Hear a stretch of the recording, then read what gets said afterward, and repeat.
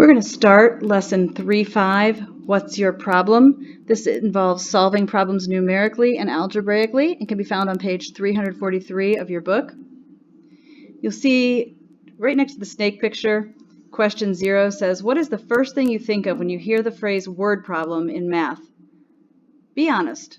So think about this for a second. When you are sitting in a math class and someone says, okay, it's time to do word problems, what's the first thing that comes to your mind? I have a few students who love them, but for the most part I have students who this is the section they would rather just skip and not do. There's some fear, there's some nervousness. Word problems conjure up Bart Simpson in the train, daydreaming during a test.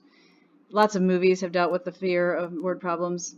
So it's not always a happy feeling we get when we think about word problems.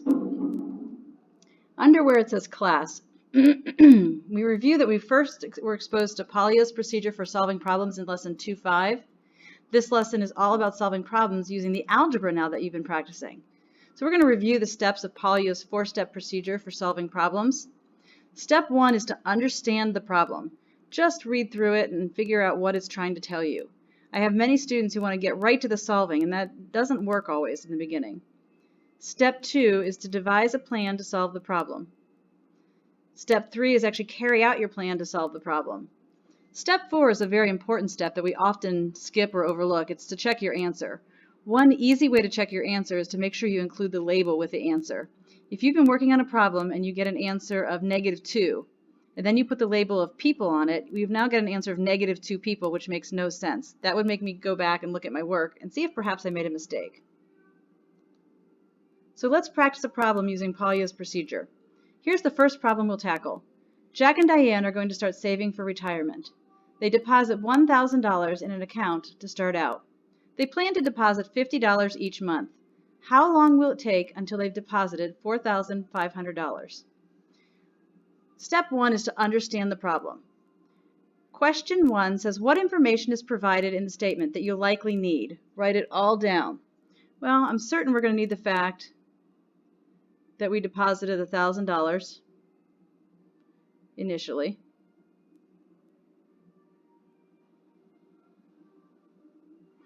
I'm certain we'll also need the fact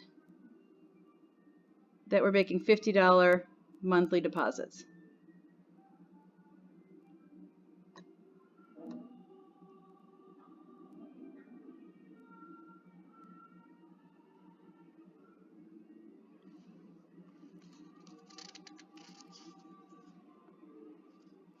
All right, turning the page to page 344. Let's continue with Paulio's procedure. Number 2 says, what is the problem asking you to find? The problem is asking you to find how long it will take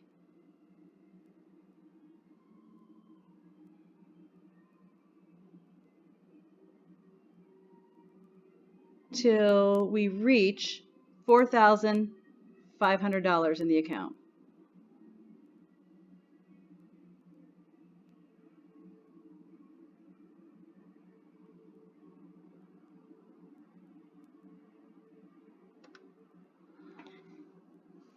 So now that we've done step 1 of Paulio's procedure and understood the problem, we're now going to devise a plan. Number 3 says, first let's plan to do this using arithmetic. How much is added each month? How much is added each month? $50. How much needs to be added total so that I can get to 4,500? Well, I already had 1,000 in there, so let's take 4,500 minus my $1,000 initial deposit. How much do I have left that I need to add? Well, what is 4,500 minus 1,000? It is 3,500. So I need an additional $3,500 to be added. Step 3 of Paulio's procedure for problem solving says evaluate the plan. Number 4 says perform an arithmetic operation based on your answers to question 3 to solve the problem. I know that I need $3,500 more into my account. How much am I putting in per month? I'm putting in 50. So if I divide that by the $50 I deposit each month, that should tell me how many months it will take to get to where I need. What is 3,500 $3,500 divided by 50. Whoops, don't want a dollar sign there. I'm done with my dollar signs. It should be 70 months.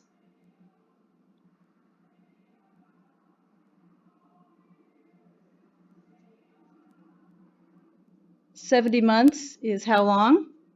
Well, 5 years would be 60 months. And how many months would be left over? 10 months. So 5 years and 10 months to get to the amount they would like to have in the account. Step 4 says check your answer. What would the total deposits be after 70 months? Well, the total deposits would be the $50 times 70, or $3,500, plus the initial deposit of $1,000, for a total of $4,500. Now they would like us to go through and redo this using algebra. So we're going to go back and devise a plan using algebra. Number 6 says use the letter M to represent the quantity in this problem that can change and to describe what that quantity is. We're going to let M equal the number of months.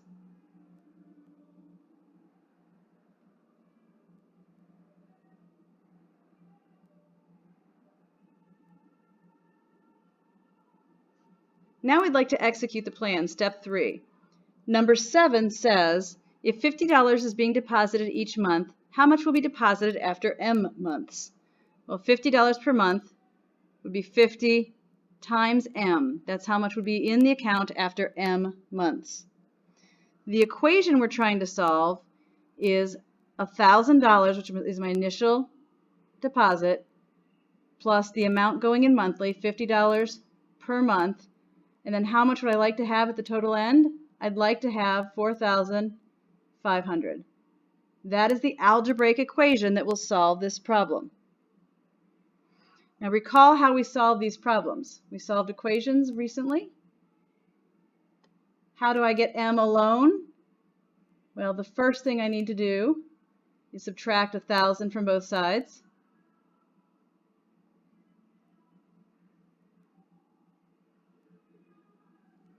Which leaves me with 50M equals 3,500. The last step is to divide by 50. I'm almost out of room here. But that will leave me with M equals, what is 3,500 divided by 50? 70. And then I'm going to add months as my label.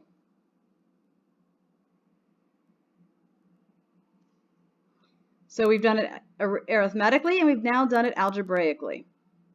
The last question for the classwork asks us to generalize this. It says, when you develop a strategy to solve a specific problem, then adapt that strategy to a variety of related problems. That's called generalizing your approach. In this case, we knew some of the values. We started with $1,000. We knew we were adding $50 a month. We'd like to generalize this a little bit more. So if I say A is the amount I'd like to have, that's kind of like the 4,500 we had before. I can't spell today. I is the initial amount. M is the same as it was before. It's the months. And D is the monthly deposits. How much I'm putting in. That's the $50 in the last problem. I can now write a general equation that the amount in the account is going to be equal to the initial amount plus the monthly deposit times the number of months. Now, how would I solve that equation to figure out the number of months? I would have to get M alone. This is formula rearrangement. It works just like we did with the numbers, but I'm moving variables instead. For a different color I haven't used. So I'm trying to get M alone. I would first subtract I from both sides. So I have A minus I equals dm. I'm trying to get m alone, so I divide by d. So a minus I divided by d would tell you how many months it will take to get to the amount you'd like to have. Let's do the key first steps again in attacking word problems. Number 1 says write down any relevant information as you come to it rather than reading the whole problem at once. If you're not sure if something's relevant, write it down. You might not need it later, but at least you have it down. The second step that's really important is identify and write down exactly what the problem is asking you to find. After you've done that, carefully read the problem again to make sure you understand the context. At this point, you should be ready to do the group work for section 3.5, starting on page 346 and continuing through page 350.